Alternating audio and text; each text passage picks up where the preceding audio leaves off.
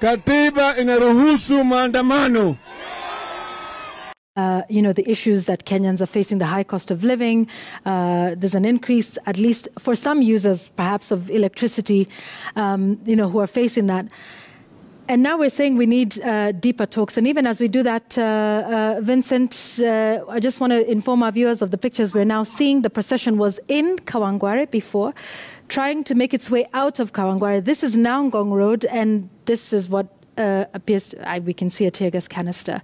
that is. Assalamu alaikum warahmatullahi wabarakatuh. Meel kasta joogtaan aad baan idin salaamaya. Waa aniga walaalkeen sanka halkaaga daawanaysan waa habi family ku soo dhawaada gacan fureen saafay waa maalin kale qurux badan waxaan rajaynayaa maalinkiin aad u qurux badan tahay sida maalinkii u qurux badan tahay oo kale horta ilaa shalay xogaa waa iska raacayisay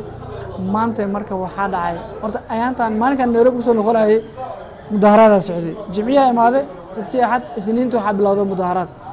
mudaharaadkii maalin hore socday ilaa islii uu soo gaaray afagta badan oo gaarsiiyay meelo badan oo islii kamid ah maqaayadihii tukaamadii dadkii socodka yaraaday asa ahaatee waxay dhaheen marka isniin walbo waa mudaharaadayna naga daadaaday xakamiya marka waxay dhaheen isniin walbo mudaharaad sameeynayna maadaama taas ay dhaheen isniin walbo mudaharaad sameeynayna isniintan meelo badan oo aad lahayn waa laga wada xiray wadooyin badan ay mar lahayn waa laga wada xiray waxa mudaharaadka loo suubinayana wax kala maaha waxay tahay ganacsigii iyo micnaha iyo beecsharadii iyo raashinkii wax walba cirka galay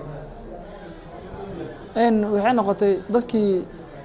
waxa u badan Kenya dad masaakiin ah oo micnaha ducuufaha waxba aan haysanaa oo badan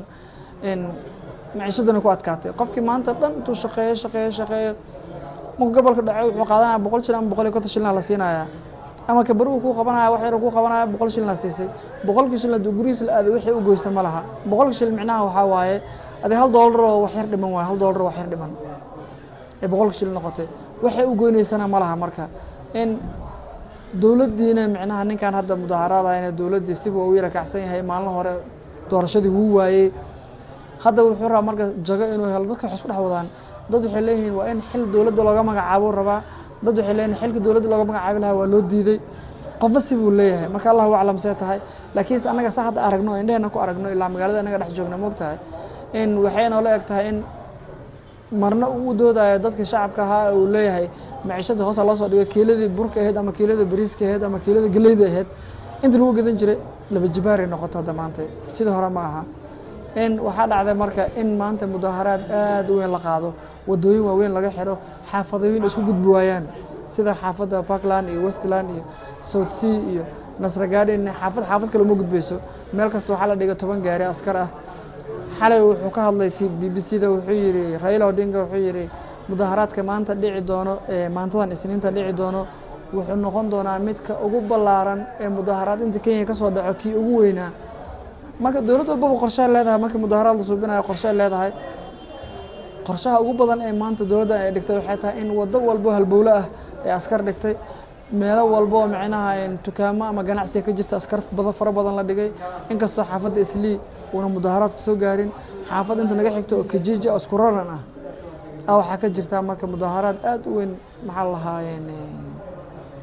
xaafadda magaceeda meeshan maxay xaafadda Kibra iyo maya Madara noo Kibra naga fogtahay Madara waxa ka dhacay marka mudaharaad weyn nin baa ku dhintay sida maqalnay dad fara badan oo ku dhaawacmeen dhibaatada iska fara badan tahay saa hore ku soo aragteen video qeybihiisa hore aadin soo dhigaa idin dhahay mudaharaadka soo socday iyo si meelaha uu kala yahay iyo xaafadaha kala socday kulli arki doontaan horna kaga dhameyntan doontaan gadaalna ku soo arki doontaan insha Allah marka waxaan rajaynayaa inaad video subscribe noo saartaan meel kasta oo joogtaan waxaan jeclaaday maanta magaalada maadaama aniga aan joogo inta warbixinta aan ka ogahay dad baa dhigto u taagan tahay dad baa familkooda ku nool yihiin magaalada xaafadda Islii maanta waxba kama dhicin alxamdulillah rabbil caalamiin dad dhibaato ku soo gaartay malaha mudaharaad muuna soo gaarin buuqna muuna soo gaarin alxamdulillah waxaan rajaynaynaa maqsaa inuu Ilaahay noogu wado inkastoo ilaa iyo dawladdu waxay dhahday adiga 6 meesha lagu gaaro lagu kala tago hadii kalena micnaha waxa bilaabanayso waji kale yeelanaya mudaharaadka hadda 12 ku dhacday wali TV-yada waxa ka socda in mudaharaadka wali socdo waxaan rajaynaynaa inuu Ilaahay si khayr ka noogu soo dhameeyo ilaa wadana leedahay waxa lahaa dalaadan lahayn dareen ku joog waay marka meel kasta joogtaan idinkana faataxada noo soo mara Ilaahay inuu nagu badbaadiyo meesha ay joogno wadankeena waa aragteen waxa ka jiro meesha aan imaanana waxa ka jiro hadda u jeednaa si khayr qabilaha noogu dhameeyo mar walba waxaan jecelahay video markii soo gaarna subscribe noo saartaan like noo saartaan comment-ga noo soo bixisaan haddii la yiraahdo video waxaan ku kulmi doono waxa idin kastagaa waxay tahay assalaamu calaykum wa rahmatullahi wa barakatuh fi amanillah. Hello, vile wametuma watu katika kiwanda Ishangu kule Spectra, East Africa Spectra. Sawa, watu katika kiwanda Ishangu kule Spectra, East Africa Spectra. Sawa,